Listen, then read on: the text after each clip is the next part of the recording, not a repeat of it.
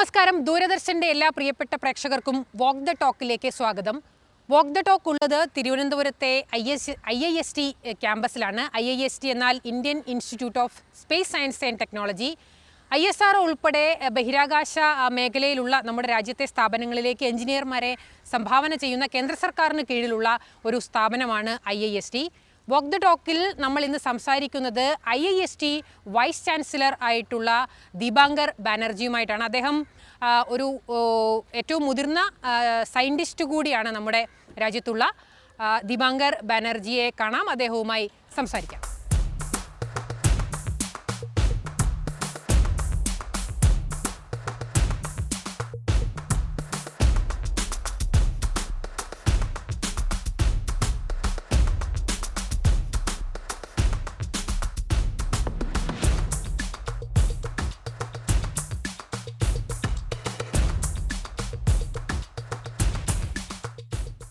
ഞാൻ നേരത്തെ പറഞ്ഞതുപോലെ ശ്രീ ദീപാങ്കർ ബാനർജി ഈ വാക്ക് ദ ടോക്കിൽ ഇപ്പോൾ എന്നോടൊപ്പം ഉണ്ട്. അദ്ദേഹം ഈ IIST വൈസ് ചാൻസലറാണ്. അതോടൊപ്പം തന്നെ നമ്മുടെ രാജ്യത്തുള്ള ഏറ്റവും മുതിർന്ന ആസ്ട്രോഫിസിസ്റ്റുകളിൽ ഒരാളാണ്. ആദിത്യ L1 എന്ന നമ്മുടെ സോളാർ മിഷൻ്റെ ഏറ്റവും നിർണായകമായ പങ്ക് വഹിച്ചിട്ടുള്ള ഒരു വ്യക്തി കൂടിയാണ്. ആദിത്യ L1നെ പറ്റി അതോടൊപ്പം തന്നെ IISTയെ പറ്റി എല്ലാം നമ്മൾ ഈ വാക്ക് ദ ടോക്കിൽ അദ്ദേഹത്തോട് സംസാരിക്കും. Welcome sir. Thank you very much for the opportunity. Okay. So we can begin with Aditya L1. As obviously it is your child, and what are all the challenges that the mission team faced while developing and launching Aditya L1? Aditya L1 is actually an observatory class space mission. So 20 years back almost, when we started thinking about a solar mission, initially it was only planned for a small satellite program in a low Earth orbit. But then with our Mangalan success, ISRO wanted to have a more challenging mission for studies of the sun. So we were given this opportunity to go to a location called Lagrange 1, okay, which is 1.5 million kilometer away from the Earth. Okay. Oh, that's why L1 is. That is why it's called L1. So for a two-body system, there are actually 5 Lagrange points. Okay. And Lagrange 1 is a location between the Sun-Earth line, okay, and it is about 1.5 million kilometer away. And if you can reach around L1 and make a orbit around L1, then you have a continuous view of the sun. Okay. So do you have the measurement of L1? How many kilometers? Like yes. So this is again a theoretical calculation. So it's a sort of imaginary point in space. Okay. It's a mathematical concept. Okay. So it was also very challenging to how accurate that calculation is. Okay. So of course it was very challenging to reach Lagrange 1 because there are only very few nations, namely the Americans and the Europeans have been able to reach Lagrange 1 point. So technologically it was quite challenging to reach L1. And once you reach, then you have a continuous view of the sun, and you can really study whatever happening around the sun in the solar atmosphere. Okay. There are dynamic things happen on the solar atmosphere. Yes. Namely, there are storms, and these are huge explosions in the atmosphere. Hottest star. Hottest star. So, of course, this is our central star, yes, and we are thankfully away from it. But these storms, when they come from the sun, they can reach Earth. Yes. And before it reaches Earth, there are assets in the space, namely the satellites, so they can directly get impacted by these storms. So these storms can impact our even gadgets like mobile phones and television like? Absolutely, not directly, but they will impact the satellites. Okay. But the satellites are only sending you a signal. Yes. So if the signals are interrupted, yes, while they are transmitting from the satellite to your device, your transmission get blocked. Okay. And it can so it's a GPS can get disturbed. So all sorts of communication satellites can be damaged, and the satellite itself can be permanently damaged. Okay. Because these solar energetic particles, they impact with the satellite hardware, and that can sometimes temporarily, sometimes permanently, at least the life of those devices get reduced as well. So it is important today to really protect these space assets, okay, from these solar storms. To understand why a solar storm happens, And if such a solar storm happens, whether it is going towards Earth or not, all these understandings are very required. So for that, we have this space science mission with the possibility of remotely looking at the sun to see when such explosions will happen. And when such explosion happens, when the particles come, before it reaches Earth, it will go through our satellite at Aditya locations, and then we will be able to characterize the properties of these energetic particles, the kind of magnetic field it is carrying, which will allow us to understand the impact of the solar storm. Okay. So that's about solar storms. Then I think there is another phenomenon like solar flare.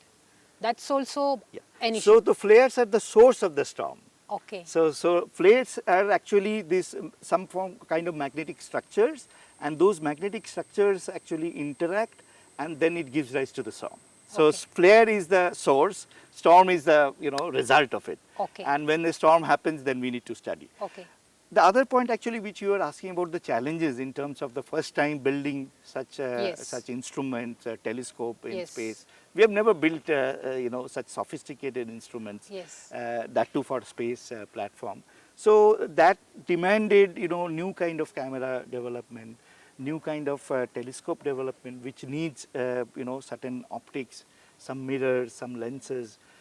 They are not actually available within the country. Oh yes. So it was actually required that ISRO in its own laboratory develops those new optical instruments, new gadgets, which is not really available. If you have to buy it from abroad, you can try it, but it is very expensive. So it's completely indigenous. Absolutely. So if you say Atmanirbhar Bharat, this is a perfect example of 100% indigenously developed satellite, indigenously developed instruments, and the instruments are developed at different institutions within the country.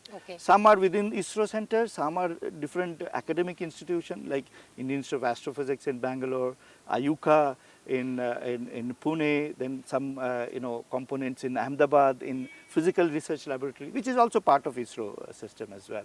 So that way it was also a good example of how academia, a little bit of few contributions from different industries and primarily from ISRO, we work together to actually get these instruments built together. Okay.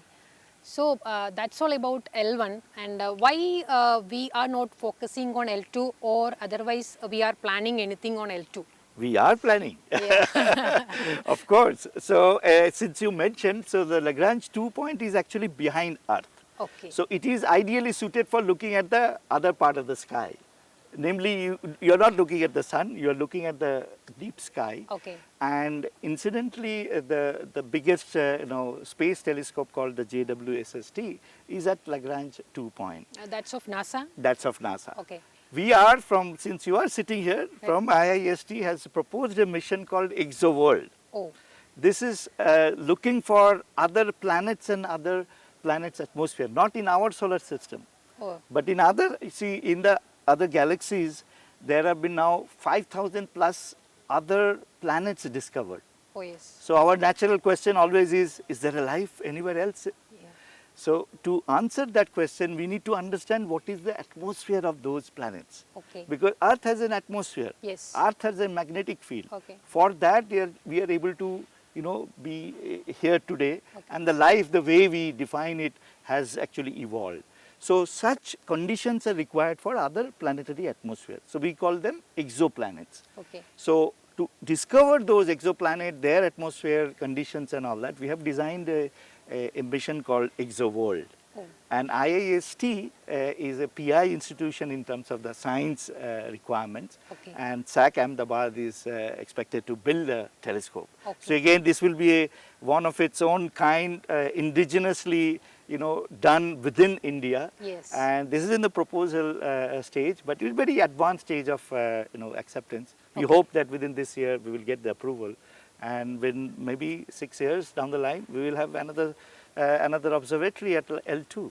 Yeah. So now we are getting signals and data from Aditya L1, and we are analyzing it. Absolutely. So whether public are getting any such kind of data which Aditya L1 sends to the receivers, or whether you are sharing these with public or? Absolutely, it's a very good question. So all the data are now in the public domain. Okay. So what happens in majority of the space missions now, the data is downloaded in Bangalore, ISTRAC. Okay. And then we have a central data center. Yes. ISRO has a centralized data center. Okay. Through that, user has to create an account, and then a user wants to stay, why he or she wants to use fine. that data. Okay. There is AstroSat mission, that data is also hosted in that site.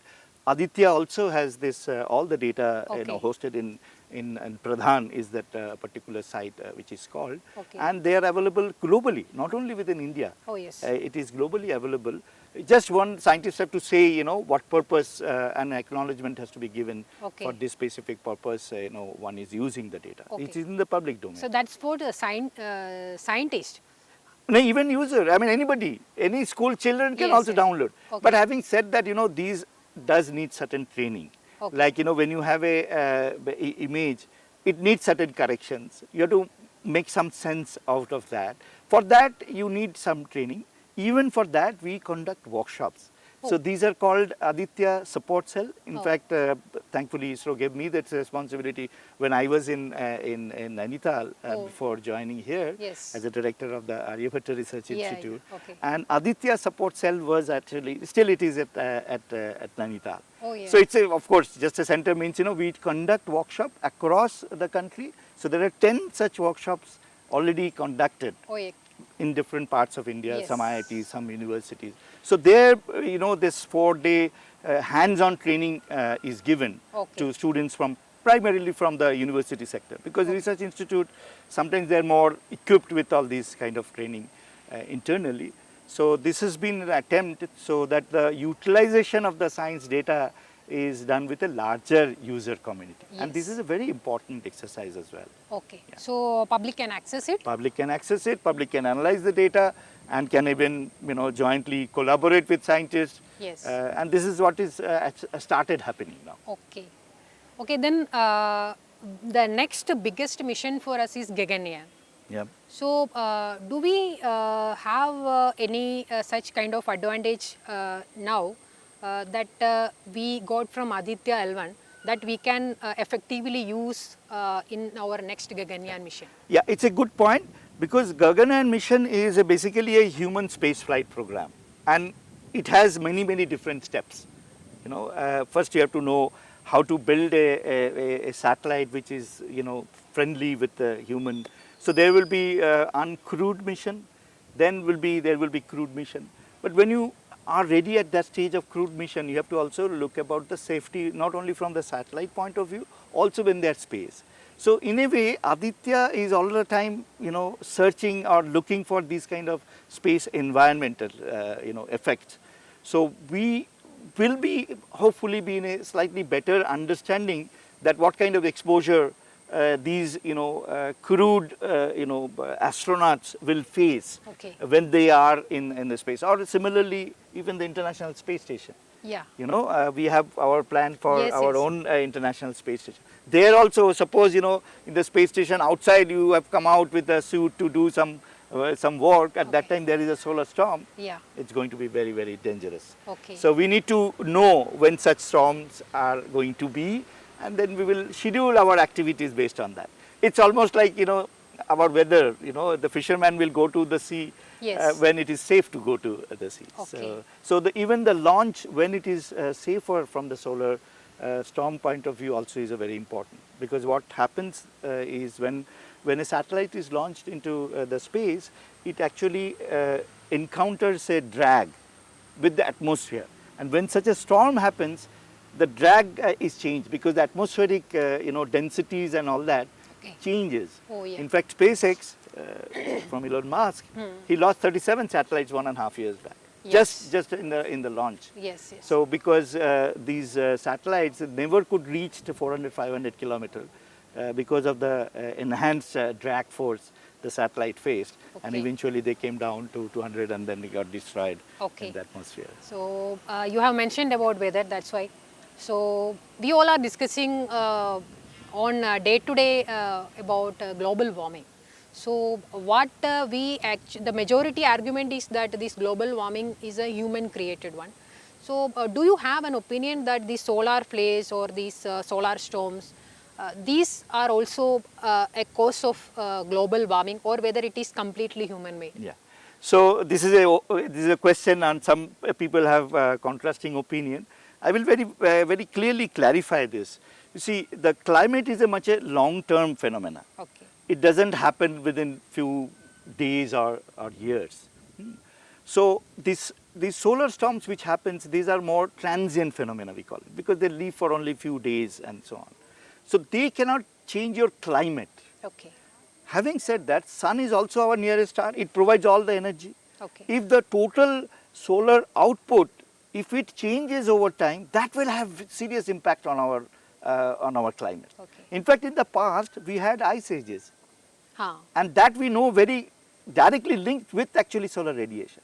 Okay. Because sun was magnetically less active during that period. Okay. Ice ages. Ice ages. So mini ice ages are now directly linked with the activity on the sun. Okay. So there are definite impact of solar radiations on our climatic condition. But what is happening in the recent times, it is more man-made. Yes. So that is actually undoubtedly we have to accept the fact that we need to do something, change our behavior to save our own planet. Okay. We can't blame it on the sun. Okay. What is the importance and role of IIST in framing our futuristic space scientist, or supplying the human resource to ISRO? Yeah, it's a very unique university and institute, I would point out, dedicated for space science and technological training. So training, R&D, innovation, these are all integrated part of this holistic training of the young minds. Also, the multidisciplinarity is very important for the next generation. For that reason, ISRO and the government of India actually realized that we are not able to get the best quality engineers from, say, different IITs for our own space program. Okay. A majority of them were actually going abroad, and mostly the IT industry and so on. That's why IIST. That's why IIST was actually conceived. Okay. And directly from the IIT JEE Advanced, students were selected for IIST. Okay. To be honest, this is also a unique institute where engineering, primarily the aerospace engineering and communication engineering, computer science engineering are taught, along with physics, chemistry, mathematics, art and space sciences, and humanities. We have labs where our undergrad students build those instruments, and those instruments actually fly. Oh, yes. So we have technology demonstration satellites, and these, we call it sometimes early developed, components of next generation space missions. We test them in these kind of small, satellite program, and students get an opportunity also to download the data from our own ground station. In this campus, we have the ground station. This is really nowhere else in India, even Asia actually it exists. Okay. Okay, so that's the speciality of IIST. So in every field, government is pushing for PPP, public-private partnership. Obviously, in this space area also, there is a push for PPP. So what your take on that? That is whether this makes more opportunity or there is a risk element? I think both components are there, but it is inevitable. Now the requirements are so much.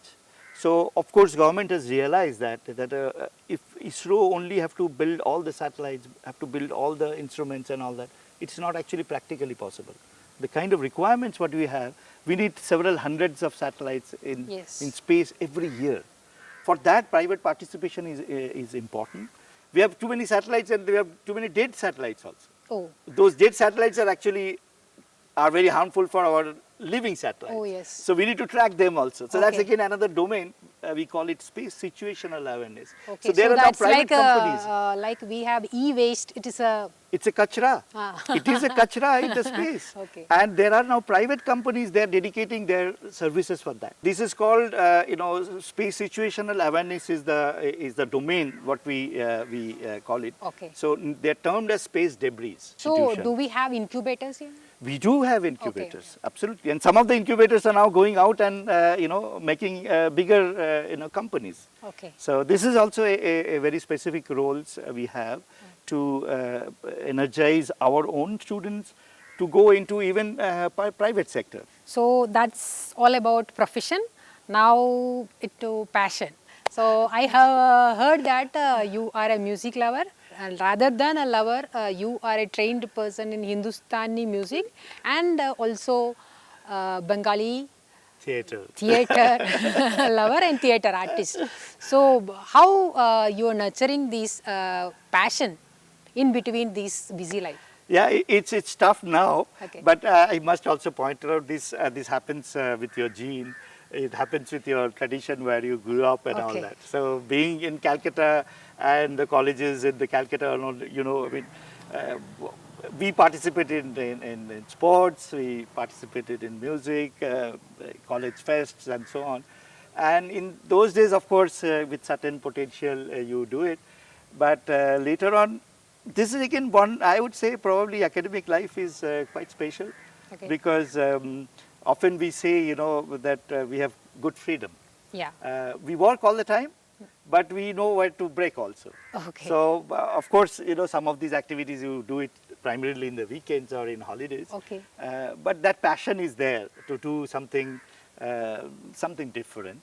And since my mother was also into all these things, so she has probably genetically transmitted some of that quality to me, and I have managed to exercise. Okay. More, recently with all these administrative responsibilities, it's becoming difficult. Okay. But as and when 15th August, I can sing. So it's like that. Okay.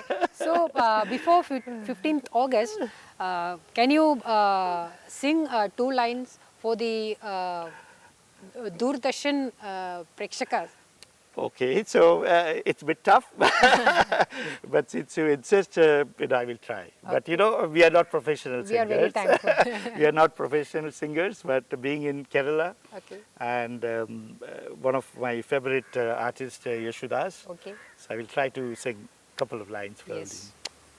Jab deep chale aana, jab sham dhale आना, जब दीप चले आना, जब शाम ढले आना, संकेत मिलन का भूल न जाना, मेरा प्यार न बिसराना,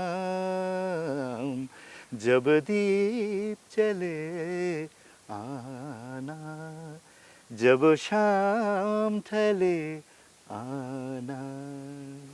It's so professional. No. It's almost bathroom singing, but you have pulled me out of that.